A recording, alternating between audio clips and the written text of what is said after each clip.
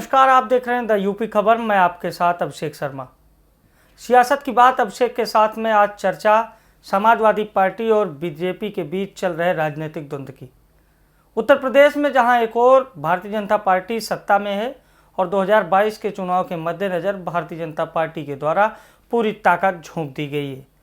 चाहे deputy CM हो, चाहे सीएम हो या फिर केंद्रीय नेतृत्व या प्रधानमंत्री नरेंद्र मोदी, हर कोई उत्तर प्रदेश में रैलियां कर रहा है और अपने अपने भाषणों में अपने अपने अंदाज में लोगों को, आम मतदाताओं को लुभाने का प्रयास कर रहा है। वहीं समाजवादी पार्टी भी इस बार उत्तर प्रदेश में पूरी तैयारी के साथ चुनाव लड़ रही है।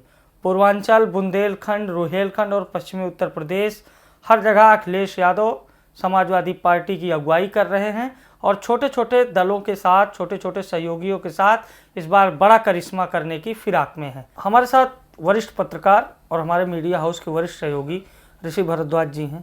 सर, बहुत बहुत स्वागत है आपका। नमस्कार। जिस तरह से भारतीय जनता पार्टी की रणनीति के बारे में अभी हमने आपको बताया, क्या यही रणनीति पर भारतीय जनता पार्टी चुनाव लड़ना चाहती है और रणनीति कितनी कारगर है उसके लिए? देखिए अभिषेक, भारतीय जनता पार्टी हमेशा से प्रतीकों की लड़ाई लड़ती आई है। हाँ, वो प्रतीक कोई भी हो सकते थे। पहले राम मंदिर हुआ करता था और जबकि राम मंदिर का निर्माण शुरू हो चुका है और काफी भव्य तरीके से हो रहा है, तो ऐसे में अब उनको एक और मुद्दा चाहिए, तो और वो मुद्दा है कृष्ण जन्मभूमि। कृष्ण जन्मभूमि के लिए भारतीय जनता पार्टी चाहती तो वो मुख्यमंत्री योगी आदित्यनाथ से वो चीजें कहला सकती थी, लेकिन उसके पीछे उन्होंने दबे शब्दों में एक तरह से एक दलित कार्ड खेल दिया है। उन्होंने डिप्टी सीएम केशव प्रसाद मौर्य से ये चीजें कहलवाई हैं। तो इससे जो है दो तरह के एक मैसेज उन्होंने देने की कोशिश की है। एक तो ये कि अब हमारा राम मंदिर का जो संकल्प था वो भारतीय जनता पार्टी पूरा कर चुकी है और अब हम कृष्ण जन्मभूमि की बात करेंगे। और कृष्ण जन्मभूमि की बात करने के लिए केशव प्रसाद मौर्य से अच्छा चेहरा उनके पास कोई था ही नहीं, जिससे वो पिछड़ों और दलितों को जी हाँ, साधने में जुट। बिल्कुल उसका फायदा उनको ये मिलेगा कि एक तरफ जो सवर्ण वोटर है और एक तरफ जो दूसरा वोटर है वो एक साथ जो है इनके पास आकर खड़ा हो जाएगा। दूसरी चीज आपको ये समझनी चाहिए कि भारतीय जनता पार्टी चुनावों को, खास करके जो राज्यों के चुनाव में, उनको कभी भी हल्के में नहीं लेती है। उसको आप पश्चिम बंगाल में देख भी चुके हैं कि पूरी की पूरी भारतीय जनता पार्टी वहां पर उतरी थी और यही चीज अब आपको उत्तर प्रदेश में भी देखने को मिलेगी। जैसे जैसे चुनाव पास आते जाएंगे, नरेंद्र मोदी से लेकर और जो छोटा सा कार्यकर्ता है वो भी आपको यहां पर कैंपेन करता दिखेगा। उत्तर प्रदेश में जहां एक और ऋषि जी समाजवादी पार्टी के मुखिया अखिलेश यादव शिक्षा की बात करते हैं, स्वास्थ्य की बात करते हैं, रोजगार की बात करते हैं, महंगाई की बात करते हैं, वहीं बीजेपी के नेता खासकर डिप्टी सीएम जैसे पदों पर, महत्वपूर्ण पदों पर बैठे लोग लुंगी, टोपी और मठ मंदिरों की बात करते हैं। आखिर इस बार जनता किसे पसंद करेगी, जो आपको समझ में आ रहा है? अभिषेक देखिए, आपको एक बात ये समझनी चाहिए कि जिस भी पार्टी में होते हैं उसकी एक विचारधारा होती है। केशव प्रसाद मौर्य भी अपनी पार्टी की विचारधारा को ही आगे वो बढ़ा रहे हैं और जो उनका बयान आया है, ये लुंगी, टोपी, अब्बा जान, चाचा जान, मामा जान, ये जो कुछ भी इस तरह का होता है कि वो उसी एजेंडे पे ही उनको चलना। और जहां तक रही अखिलेश यादव की बात, तो आप पिछला कार्यकाल देख लीजिए, कुछ चीजों को अगर छोड़ दिया जाए तो उसके बाद अखिलेश यादव की सरकार बहुत ही अच्छी सरकार रही है। मैं काफी समय से राजनीति को देखता रहा हूँ, कई सरकारों का आना जाना मैंने देखा है, तो मैंने देखा है कि अखिलेश यादव की सरकार को लेकर काफ़ी उत्साह था लोगों में और ख़ास करके युवा वर्ग जो था, जो बच्चियाँ थीं, उनको बहुत अच्छा उस समय महसूस होता था क्योंकि एक तरफ जो बेरोजगार थे उनको जो है कुछ पैसे दिए जा रहे थे छात्रवृत्ति के नाम पर, दूसरा बेरोजगारी भत्ता दिया जा रहा था, पढ़ने के लिए उनको लैपटॉप मुहैया कराए गए थे। और ऐसा नहीं था कि वो लैपटॉप किसी काम के ना हो, वो लैपटॉप बहुत ही अच्छे थे और उनमें बहुत अच्छी से उनकी पढ़ाई भी हो रही थी। लेकिन जब भारतीय जनता पार्टी की सरकार आई तो उन्होंने लैपटॉप देना बंद कर दिया, उन्होंने बेरोजगारी भत्ता बंद कर दिया और बहुत सी योजनाओं को भी बंद कर दिया। सिर्फ इतना ही नहीं, क्या ऋषि जी, मैं आपको यहाँ रोकना चाहूंगा और एक सवाल इस पे जोड़ना चाहूंगा। क्या उत्तर प्रदेश में मूलभूत सुविधाओं से हटकर, शिक्षा, स्वास्थ्य, रोजगार से हटकर इस तरह की बयानबाजी से क्या उत्तर प्रदेश के युवाओं का भविष्य संवरेगा? क्या जो मेन युवाओं को जो उनकी मुख्य धारा की बातें हैं, शिक्षा है, स्वास्थ्य है, रोजगार है, नौकरी है, बेरोजगारी भत्ता है, उनके शिक्षा के स्तर को बढ़ाना है, क्या इन चीजों को की साइड में रखकर या किनारे करके जो बीजेपी की रणनीति है, मंदिर पे और ध्रुवीकरण करना, क्या मूलभूत जरूरत ध्रुवीकरण और मंदिर है कि शिक्षा, स्वास्थ्य और रोजगार है? अभिषेक, आप भारतीय राजनीति को अगर करीब से देखेंगे तो आपने हमेशा से एक चीज़ ये देखी होगी कि हमारे यहाँ धर्म और राजनीति एक दूसरे से अलग नहीं है, और हमारे यहाँ धर्म को राजनीति में इतना ज़्यादा मिला दिया गया है कि आप दोनों को अलग नहीं कर सकते हो। भारतीय जनता पार्टी अब उसी चीज़ का फायदा उठा रही है। आपने देखा होगा राम मंदिर आंदोलन की जब बात होती थी तो भारतीय जनता पार्टी का ही नाम आता था, और भारतीय जनता पार्टी ने राम मंदिर के नाम पर सिर्फ देश में ही नहीं कई प्रदेशों में भी अपनी सरकारें बनाई। अटल बिहारी वाजपेयी की जो सरकार थी, कहा जाता था वो भी राम मंदिर निर्माण और उसके बाद जो एक लहर आई थी के साथ खेलना, सेंटीमेंट्स खासतौर पर प्रतीकों के साथ में खेलना, अगर इसको कहेंगे तो वो ज्यादा सही है। चलिए, तो बात रही बीजेपी की जी। अब आ जाते हैं जो एक सियासी चक्रव्यूह बन गया है।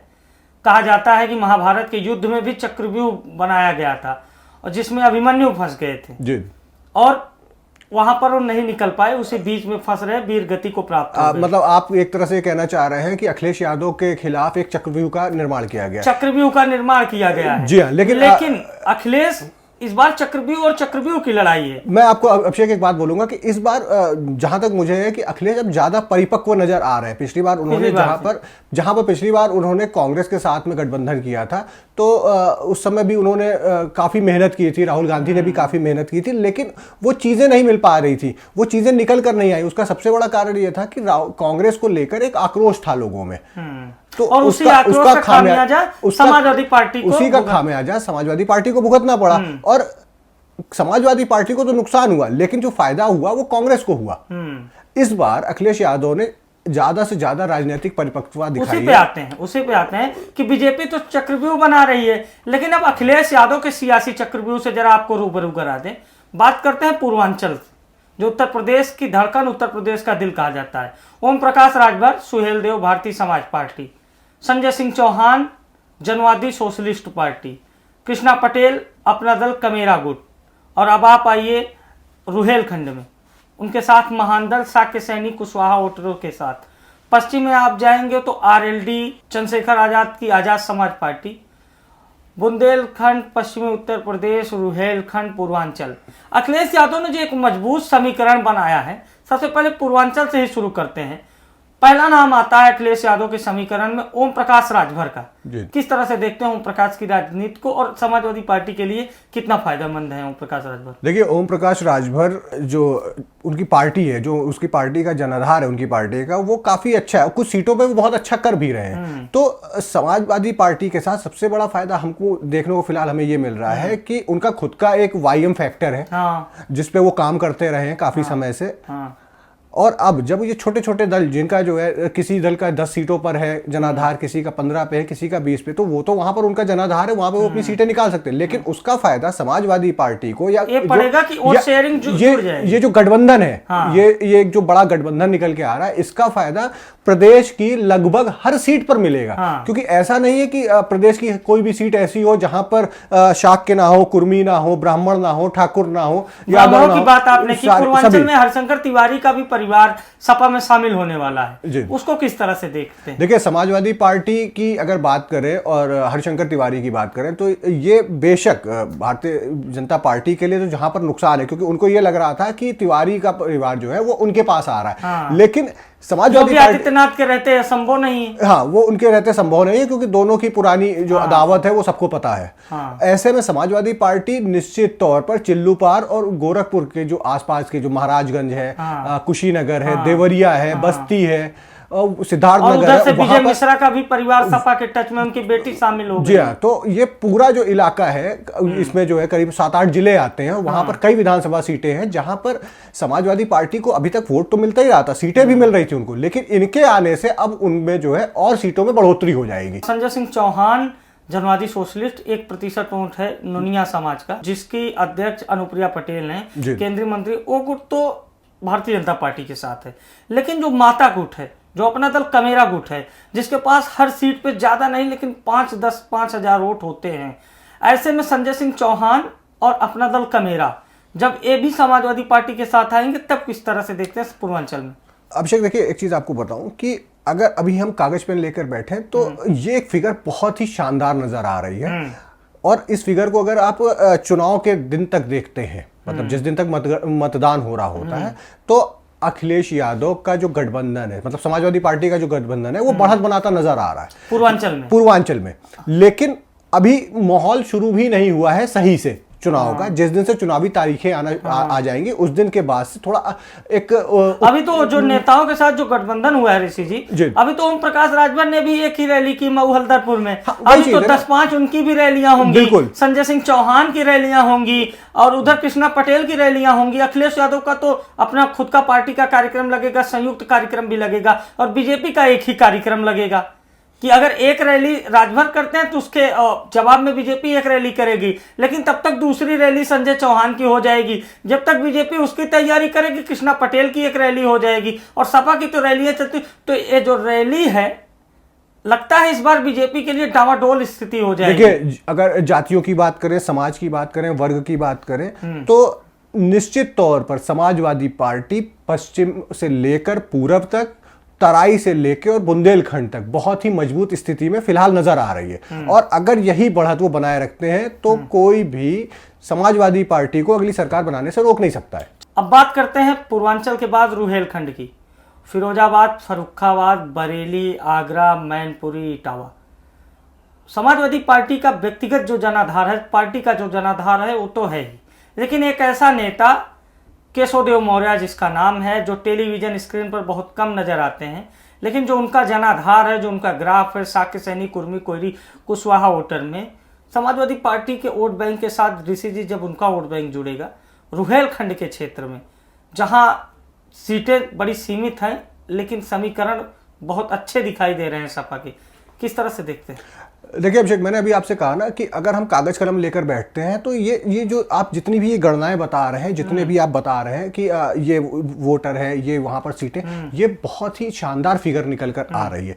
लेकिन जब मतगणना तक बात आएगी, मतों की गणना तक, तब देखना होगा कि इनमें से क्या चीजें सामने अगर ये चीजें धरातल पर उतरी, अगर ये धरातल पर चीजें उतर आती हैं तो आपको मैं बता रहा हूं कि समाजवादी पार्टी और उसका जो गठबंधन है वो बहुमत से सरकार बनाने जा रहा है। और ये ऐसे नेता हैं जिनकी लालसा बहुत अधिक नहीं है जी। ये बहुत सीटों के लिए लड़ने वाले नहीं हैं, इन्हें सत्ता में भागीदारी चाहिए क्योंकि ये अपने समाज का प्रतिनिधित्व करते हैं। ये कांग्रेस नहीं है या अन्य बड़े दल नहीं है कि अगर सही सम्मान नहीं मिला तो पार्टी छोड़ के चले जाएंगे। देखिए अभिषेक, यहाँ पर सम्मान की बात नहीं है, यहाँ पर बात यह है कि ये जो पूरा गठबंधन इकट्ठा हुआ है वो केवल इसलिए इकट्ठा हुआ है कि वो सत्ता से भारतीय जनता पार्टी को बेदखल करे। और अभी उनका जो उनके मन में चल रहा है वो केवल यही है कि किसी भी तरह से हम अपने समाज के वोट को, हम अपने सपोर्टरों को एकजुट करें और वो समाजवादी पार्टी गठबंधन को वोट करें, जिससे जो है भारतीय जनता पार्टी की सरकार बेदखल हो जाए। और उसके बाद ये बैठेंगे, उसके बाद बातें होंगी कि किसको कौन सा मंत्रालय चाहिए या कौन सी सारी चीजें हैं। तो फिलहाल अभी इसी पर ही ध्यान दिया जाए। आखिरी पड़ाव की ओर चलते हैं। तीनों कृषि कानूनों को वापस लेने का ऐलान, लेकिन उसके पहले 1 वर्ष तक पश्चिमी उत्तर प्रदेश और खासकर नोएडा के गाजीपुर बॉर्डर पर किसानों का धरना, राकेश टिकैत की अगुवाई। जरा 2013 की स्क्रीन पर चलते हैं ऋषि जी। ये वही राकेश टिकैत हैं जिन्होंने मुजफ्फरनगर में जब सांप्रदायिक दंगे हुए थे तो बीजेपी का समर्थन किया था। राकेश टिकैत का भी नाम उछला था। एक और जहां कादिर राणा का नाम उछला था, बीएसपी के नेता, कि इन्होंने दंगा भड़काया, हेट स्पीच देकर संगीत सोम जैसे नेताओं के उलट अपना विपक्ष रखते हुए इन्होंने भड़काऊ भाषण दिए, तो वहीं संगीत सोम वगैरह ने दिए। लेकिन राकेश टिकैत और जो वहां के लोकल जाट लीडरशिप है 2013 दंगों के बाद वो बीजेपी से जुड़ गई और जिसका फायदा बीजेपी को 14, 17 और 19 तीनों चुनाव में हुआ। आरएलडी का जो परंपरागत वोट बैंक है जाट, वो भाजपा की वोट ट्रांसफर हो गया। लेकिन स्थितियां ऐसी बदली कृषि कानूनों के बाद पिछले 1 वर्षों में कि भारतीय जनता पार्टी के नेताओं की गाड़ियां नहीं घूम पा रही हैं पश्चिमी उत्तर प्रदेश में। खासकर जो जाट हैं, जिन्हें थोड़ा सा अड़ियल मिजाज का कहा जाता है, किसान है, ठेठ किसान है, खेतों में रहते हैं, वो जो जाट वोट बैंक लोकदल से विमुख होकर बीजेपी की ओर चला गया था। जिस तरह से चौधरी अजीत सिंह के गुजरने के बाद रस्म पगड़ी का आयोजन किया गया, आरएलडी के प्रमुख अभी वर्तमान के जैन चौधरी की रस्म पगड़ी, वहां जाट उमड़े। लगा बीजेपी को कि इस बार कुछ बड़ा खेला हो जाएगा। अंदर खाने की जो रिपोर्ट गई उसके आधार पर बीजेपी ने तीनों कृषि कानून वापस ले लिए क्योंकि उसको पंजाब और खासकर पश्चिमी उत्तर प्रदेश में पॉलिटिकल क्रेडिट लेना था। लेकिन तब तक अखिलेश और जयंत की जोड़ी एक साइकिल पर सवार होकर पश्चिमी उत्तर प्रदेश में निकल चुकी है। मेरठ की रैली, जरा उस रैली के अगर जनसमूह को आप देखिए ऋषि जी, उसने सारी समीकरण ही ध्वस्त कर दिए। चर्चा तो ये तक आई कि सरकार को इंटरनेट बंद करना पड़ा वहां पे। अब सच्चाई जो भी रही हो, किस तरीके से देखते हैं अभी पूरी चर्चा में? मुझे लगता है कि सबसे बड़ा टॉपिक यही है, अखिलेश और जयंत का मेल और पश्चिमी उत्तर प्रदेश में बिगड़ गया बीजेपी का खेल। क्या कह सकते हैं? देखिए, जिस तरह से जो रैली हुई है, संयुक्त रैली हुई है रालोद और समाजवादी पार्टी की, उसमें जो भीड़ देखने को मिली है, और देखिए भीड़ होना एक अलग बात है, भीड़ रुकना भी एक अलग, भीड़ होना एक अलग बात है, लेकिन भीड़ का जो उत्साह होता है, जो वहां पर नारेबाजी हो रही थी, जो अपनत्व देखने को वहां पर मिला। आपने देखा होगा कि देखिए वो तो कोई ऐसी भीड़ तो थी नहीं ऋषि जी की बसें लगा के या सरकारी जो भी था संसाधन उपलब्ध करा के मंगाई गई हो। लेकिन अभिषेक, आपने एक चीज देखी होगी कि अब जो है अखिलेश यादव भी गदगद हो गए थे जब उन्होंने नारे देखे और अपना जिस तरह से उन्होंने देखा कि वो भीड़ किस तरह से गर्मजोशी से उनका स्वागत कर रही है, उनको अपना मान रही है। तो निश्चित तौर पर ये एक मैसेज है, और ये मैसेज सिर्फ भारतीय जनता पार्टी के लिए नहीं है, ये मैसेज समाजवादी पार्टी के लिए भी है और रालोद के लिए भी है। रालोद के लिए मैसेज ये है क्योंकि बहुत से लोग ये कह रहे थे कि चौधरी अजीत सिंह के बाद क्या जयंत चौधरी उनकी विरासत को संभाल पाएंगे। तो बेशक ये जो रैली हुई है जिसमें ये भीड़ आई है, उसको देखने के बाद आप कह सकते हैं कि हाँ, जयंत चौधरी विरासत को आगे लेकर जाएंगे और काफी मजबूती से राष्ट्रीय लोकदल का नेतृत्व करेंगे। वहीं समाजवादी पार्टी के राष्ट्रीय अध्यक्ष अखिलेश यादव की अगर बात की जाए तो वो भी इस रैली में काफी गदगद नजर आए, क्योंकि उनको जो है ये दिख रहा था कि ये भीड़ नहीं है, ये वोटर है। और अगर आप एक एक वोटर की भी बात करें तो ये माना जाता है राजनीति में कि एक वोटर कम से कम 2 वोटरों को आपकी पार्टी की तरफ लेकर आता है। तो उस तरह से अगर ये देखा जाए तो मेरठ की रैली बहुत ही शानदार हुई है, और ये आने वाले समय में भारतीय जनता पार्टी, कांग्रेस खास करके, और बहुजन समाज पार्टी, क्योंकि बहुजन समाज पार्टी का काफी अच्छा वोट बैंक है, काफी अच्छी सीटें उनको पश्चिम से मिलते हैं। और जोड़ना चाहते हैं बीएसपी की बात अभी तो हमने चर्चा की, चर्चा चल ही रही है आरएलडी सपा को लेकर। एक ऐसा युवक जो मूंछों पर ताव देकर पश्चिमी उत्तर प्रदेश में अपने समाज का प्रतिनिधित्व करता है, घोड़े से बारात निकालने से शुरू हुआ विवाद एक समाज का, एक प्रतिनिधित्व पार्टी का रूप दे देता है। आजाद पहले तो भीम आर्मी जो अराजनैतिक, फिर उसका राजनीतिक संगठन में तब्दील होना आजाद समाज पार्टी, चंद्रशेखर आजाद सपा के इर्द गिर्द घूम रहे हैं। अखिलेश यादव से बात हुई है, उन्होंने कहा कि हिस्सेदारी की बात हो जाए समाज की, कि समाज के कितने लोगों को, कितने प्रतिशत लोगों को हिस्सा मिलेगा सत्ता में, और कुछ उनकी प्रमुख मांगे हैं। अगर चंद्रशेखर आजाद आए, अखिलेश, जयंत, चंद्रशेखर, ये 3 युवाओं की जोड़ी जब पश्चिमी उत्तर प्रदेश में निकलेगी, ऋषि जी क्या कोई बड़ा मास्टर स्ट्रोक खेल दिया अखिलेश यादव ने? देखिए अभिषेक, आपको एक चीज बताता हूं। आपने देखा होगा कि जिस तरह से चंद्रशेखर का उदय हुआ है राजनीति में, पहले तो समाज की बात करते हैं कि सामाजिक उदय जिस तरह से हुआ है, आपने देखा होगा कि उस दौर में बहुत से राजनीतिक दल थे जो किसी भी तरह से चंद्रशेखर से मिलके उनसे बात करना चाह रहे थे, गांधी तक मिलने गए, काफी कुछ हुआ उसमें, काफी लोग थे। लेकिन बसपा की जो अध्यक्ष है मायावती, वो शुरुआत से ही चंद्रशेखर को नकार रही थी। आपने उनके बयानों में महसूस भी किया होगा। तो उन्हें डर भी था ऋषि जी कि हमारा जो पॉलिटिकल वोट बैंक है, जो पारंपरिक वोट बैंक है, वो चंद्रशेखर के साथ शिफ्ट हो जाएगा। अभिषेक डर नहीं था, उनको यकीन था। उनको यकीन था कि समाजवादी पार्टी के बाद अगर कोई भी पार्टी, क्योंकि भारतीय जनता पार्टी को ये मान के चल रहे थे कि ये इस बार बाई चांस इनकी सरकार आ गई। बहुजन समाज पार्टी ये मान के चल रही थी कि उनका मुख्य जो मुकाबला है वो समाजवादी पार्टी से ही अगले विधानसभा में होने वाला। ऐसे में अगर समाजवादी पार्टी के साथ में कोई एक ऐसा बंदा, जिसका कोई एक ऐसा युवक जो उनके समाज से आता हो, जो उनके समुदाय से आता हो, और वो भविष्य में कहीं ऐसा ना हो कि वो अखिलेश यादव के करीब आ जाए और उनका जो वोट बैंक है वो भी उनके साथ चला जाए, तो ये उनको एक डर था। और आज उनका जो डर है वो उनके सामने खड़ा नजर आ रहा है।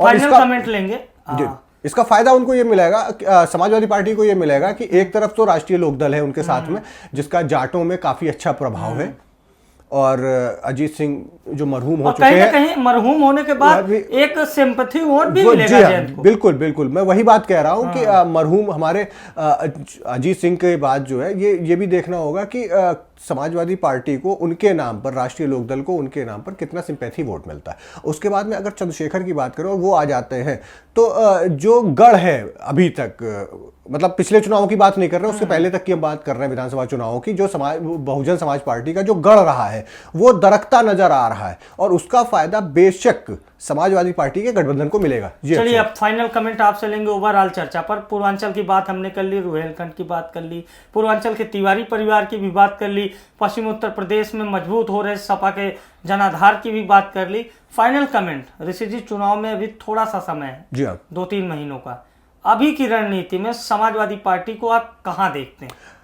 देखिए, अभी तक फिलहाल जितना भी गठबंधन की बातें हुई हैं, जितने भी नेताओं के बयान आए हैं, और उन बयानों पे गांव की पंचायत से लेकर चाय के होटल तक और सड़कों के किनारे जो छोटी छोटी पान की दुकानें होती हैं जहां पर लोग बैठते हैं, वहां पे अगर उनकी लोगों की बात की जाए तो समाजवादी पार्टी बेशक बढ़त बनाती नजर आ रही है। मुझे ऐसा लग रहा है कि समाजवादी पार्टी ने लोगों में एक विश्वास जगाया है कि अब उनको ये लगने लगा है कि हाँ, समाजवादी पार्टी ही है जो बीजेपी को हरा सकती है, बीजेपी को हरा सकती है, बीजेपी का मुकाबला कर सकती है और अगली सरकार भी बना सकती है। जी, तो ये रहे हमारे साथ ऋषि जी, जिन्होंने सहयोग किया, सियासत की बात अभिषेक के साथ में चर्चा की इन्होंने आज एक महत्वपूर्ण मुद्दे पर।